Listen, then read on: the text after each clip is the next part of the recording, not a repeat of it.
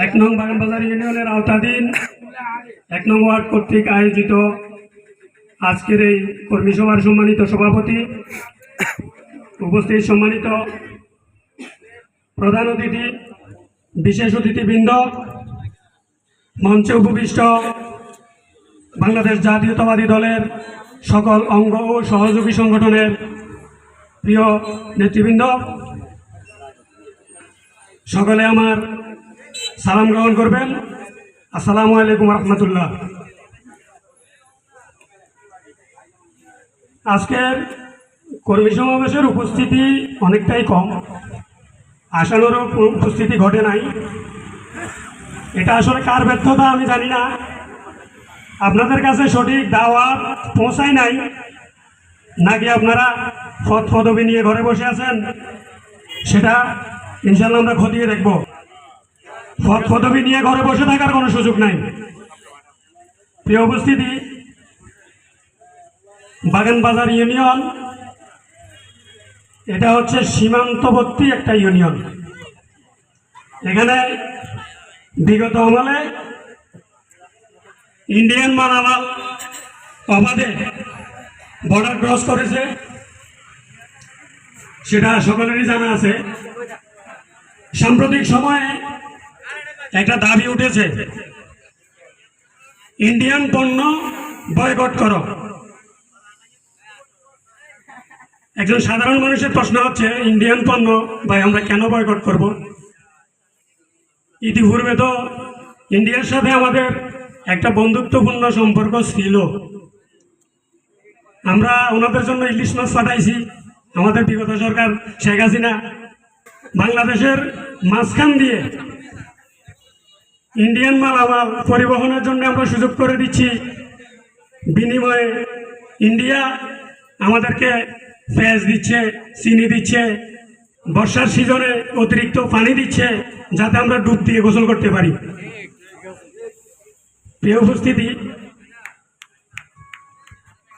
Indian পণ্য boycott করার 101টা কারণ খোঁজার কোনো দরকার নাই।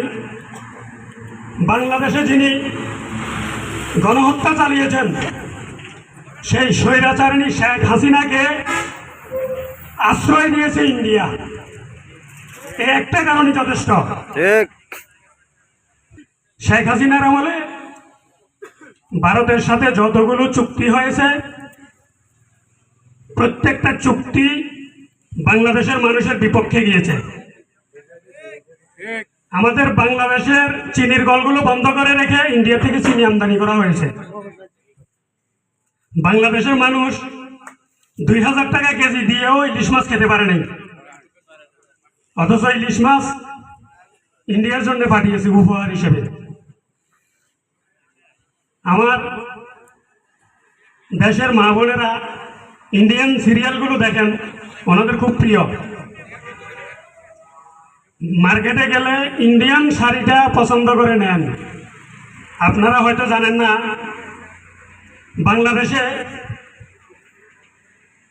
যত মানুষ চাকরি করে, সবচাইতে বেশি মানুষ চাকরি করে হচ্ছে তৈরি পোশাক শিল্পে, মানে গার্মেন্টসে, টেক্সটাইলে।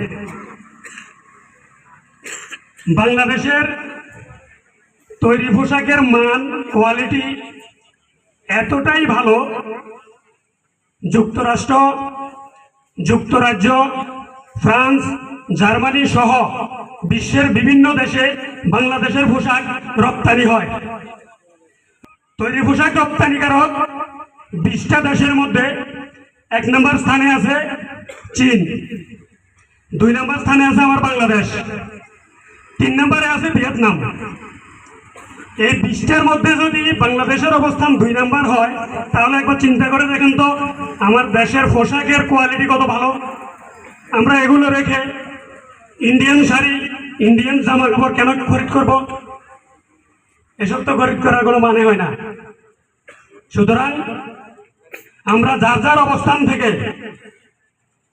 ইন্ডিয়ান পণ্য কেনা বেচা সম্পূর্ণভাবে বন্ধ করে দেব। প্রিয় উপস্থিতি, আগামী 8 তারিখ আমাদের ইউনিয়ন বিএনপির দ্বিবার্ষিক সম্মেলন। এখানে যারা প্রার্থী, যারা ভোটার, সকলেই একই পরিবারের সদস্য। এখানে আমরাই তো, বাইরের কেউ নাই। নেতৃত্ব আসলে আপনারাই তো দিবেন। যারা পূর্বে নেতৃত্ব দিয়ে আসছেন, দলের জন্য ত্যাগ স্বীকার করে আসছেন, নেতা তো আমাদের মধ্য থেকে নির্বাচিত হবে। আমাদের টার্গেট থাকতে হবে আগামী জাতীয় নির্বাচন। জাতীয় নির্বাচনে আমরা ধানের শীষের প্রার্থীকে বিজয়ী করে সংসদে পাঠাতে হবে, জাতীয়তাবাদী দলের সরকার গঠন করতে হবে। এটাই হচ্ছে আমাদের মূল টার্গেট। প্রিয় উপস্থিতি, আমরা আগামীতে ভোটের রাজনীতি করব, লুটের নয়। এই বাগান বাজার থেকে যারা মাদক ব্যবসার সাথে জড়িত, অবৈধ ব্যবসার সাথে জড়িত, তাদেরকে কঠোর হস্তে দমন করতে হবে, কোনো পৃষ্ঠপোষকতা নয়। যুব সমাজের হাতে কলম তুলে দিতে হবে, কোনো অস্ত্র নয়। একটি সুন্দর, সুশৃঙ্খল, সমৃদ্ধ বাংলাদেশ গঠন করতে আপনাকে, আমাকে, আমাদের সবাইকে অবদান রাখতে হবে। প্রিয় উপস্থিতি, আমি আর বক্তব্য দীর্ঘায়িত করব না। সকলের সুস্বাস্থ্য ও দীর্ঘায়ু কামনা করে আমি আমার বক্তব্য এখানে শেষ করছি। বাংলাদেশ জিন্দাবাদ, বাংলাদেশ জাতীয়তাবাদী দল জিন্দাবাদ। উপস্থিত সবাইকে ধন্যবাদ। আসসালামু আলাইকুম ওয়া রাহমাতুল্লাহ।